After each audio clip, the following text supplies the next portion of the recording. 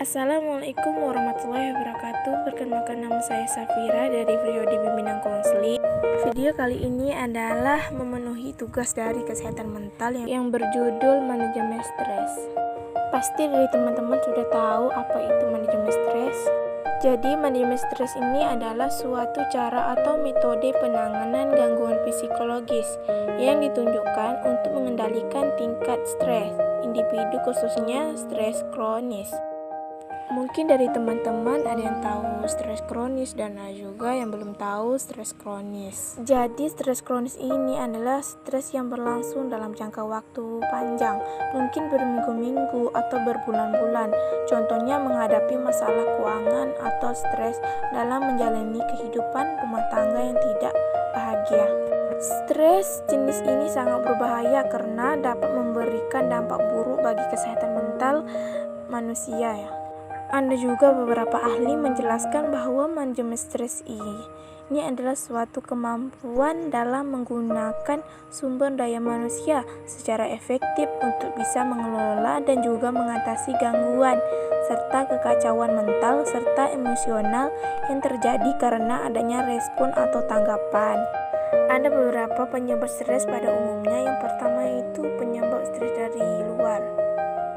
Penyebab stres dari luar ini adalah tekanan jiwa yang terdapat dalam diri seseorang.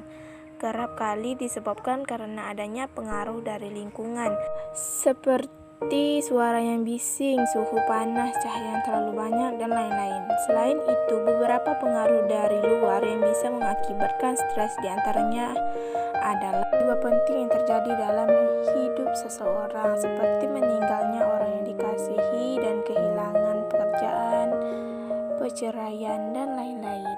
Dan yang kedua itu penyebab stres dari dalam. Stres juga bisa terjadi karena adanya pengaruh dari dalam diri seorang tersebut, seperti gila kerja, yaitu seseorang yang melakukan pekerjaan secara kompulsif dan sangat sering mengorbankan waktu tidur serta keluarganya sehingga mengakibatkan tekanan jiwa dalam diri seseorang. Yang kedua itu pola pikiran yang tetap, yakni mereka yang memiliki pikiran sempit dan kaku. Umumnya mereka memiliki banyak pikiran yang kaku atau tidak berpikir sama sekali secara normal. Pikiran negatif, hal tersebut ditandai dengan adanya cara pikir yang pesimistis, berlebihan, mengkritik diri sendiri, dan menganalisis suatu secara berlebihan.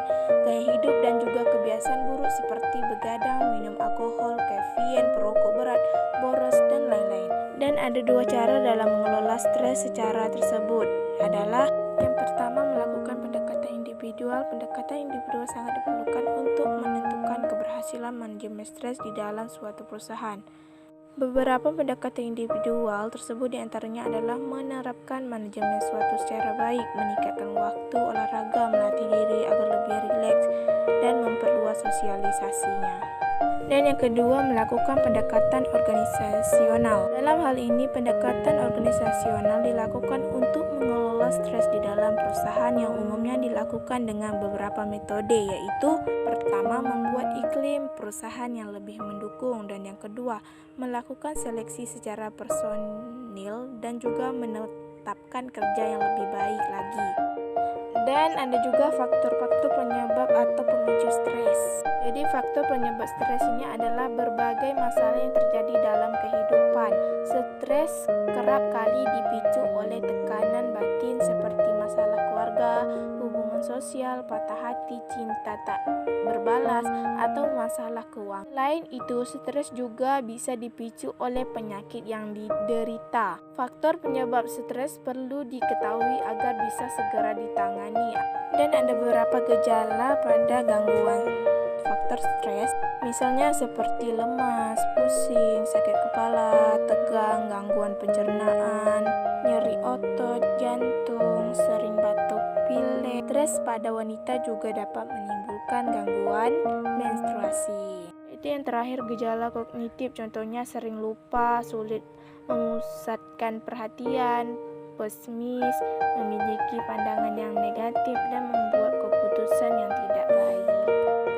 Dan ada beberapa penanganan stres, yaitu yang pertama konsumsi makanan yang sehat, dan yang kedua olahraga, ketiga relaksasi, keempat tidur yang cukup, kelima, ambil kelas manajemen stres.